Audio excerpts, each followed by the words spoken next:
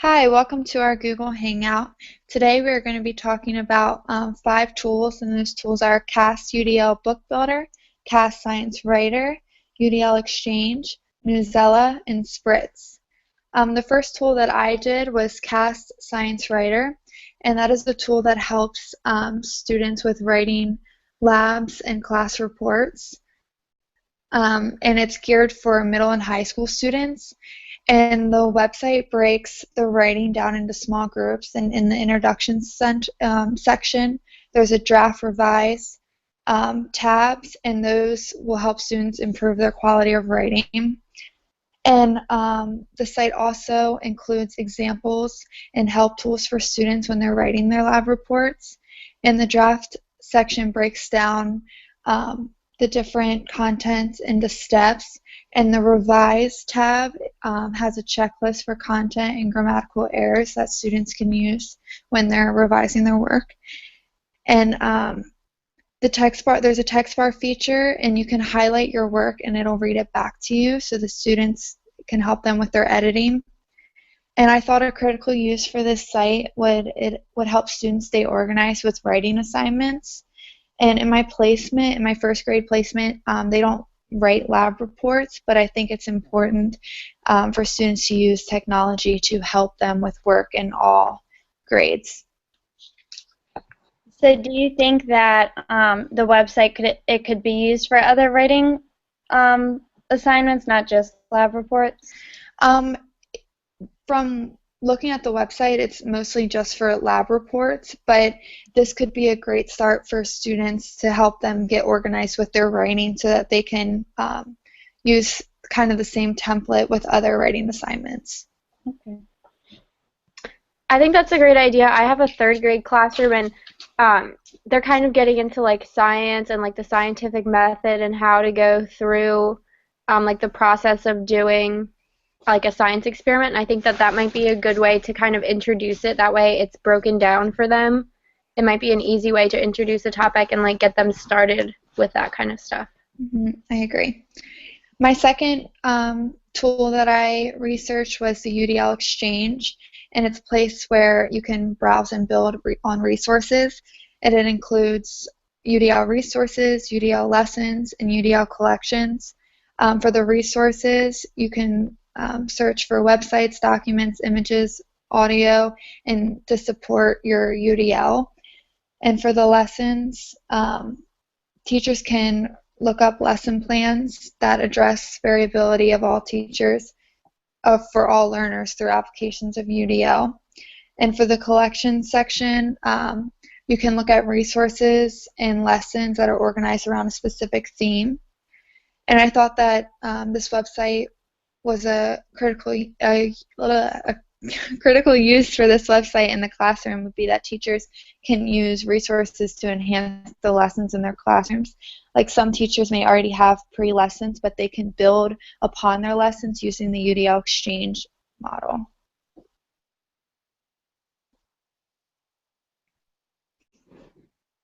What do you guys think about that? I think it would be useful for my classroom because I'm always trying to find, even in the lessons that I'm doing in my class now, I try to find things just to enhance my lesson and make it more fun, to make it more interesting. So I think that would be cool to use in my and class. there are tons of resources on here that teachers and even student teachers can find to enhance their lessons and build upon already pre-made lessons within the website. Mm-hmm. I think that might be nice too, especially like being a busy teacher. That might be a quick way to get the benefits of enhancing the lesson without spending so much time just trying to come up with ways to enhance lessons. Yeah, I agree. Okay, so the first one that I did was called Newsella, and it's a website where you can find different nonfiction articles. It can be used for grades 2 through 12. They have articles on current events and then also different topics such as war, science, art, sports. It has a lot of topics that you could go through. Another great tool that it has is that you can use it for different languages. The one that they offer right now is Spanish, so if you found an article that you wanted to use in your class, you could switch it into Spanish, so could be useful for those English language learners in the classroom. It also has the different reading standards, so you can find articles based on that. So for example, if you click on an article, it tells you the anchor standards that could be used in association with that article. And some of the standards that it included was, structure of text, point of views, and arguments and claims. I think it would be really good, even though my class is first grade, I still found a lot of cool resources that I think would be useful in my class. We have 3 English language learners, and even if we started them off with the Spanish form of the article, that we could then bring them into reading the English form, and I think that would be useful for them. I think it. Oh, sorry, go ahead. I know we had used Newsella before in my creative arts class, and I thought it was really cool that it takes a news article and puts it into simpler terms for elementary students, but I didn't know that it would translate it into Spanish. And again, with the anchor standards, I think that's a great time saver that it has it right there already. You're not wasting time looking up the standard, it's right there, and you're using your time a lot more wisely, I think. In one of my placements, there was a girl came from another country, and she did not know any English, and I think this site would have helped her when students were reading about current events. She could have pulled this up on an iPad and have read the same article but in her language to help her adapt more into the classroom. I agree. I think it's a great tool for English language learners, like you said, that you can show them the version in their language and then show them the English version. I think that would be a great way for them to see that they're reading the same thing but just in a different language. Mm-hmm. Yep. So the second one that I did was called Spritz, and it's a software that you can download, and it's used as a reading technique. So one word you can link it to your email, you can link it to ebooks, you can link it to any type of text, and it has a section where it pops up one word at a time. So its main goal is to try and increase the students' reading speed. And it's also positioned in one specific place. It's scientifically proven to increase the reading speed because it's placed in a certain area where your eyes don't have to move like left to right as you would with regular content. And then you can also change the words per minute that comes up on the screen. So they have from 250 words per minute to 600 words per minute.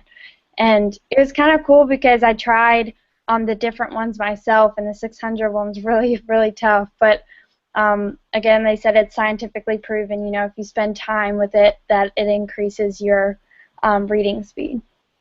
That's awesome. In my placement, I know some of the students are reading very slow compared to others, and I think it would be a great tool to have them practice and to increase their speed so that they're up to their peers' level of reading.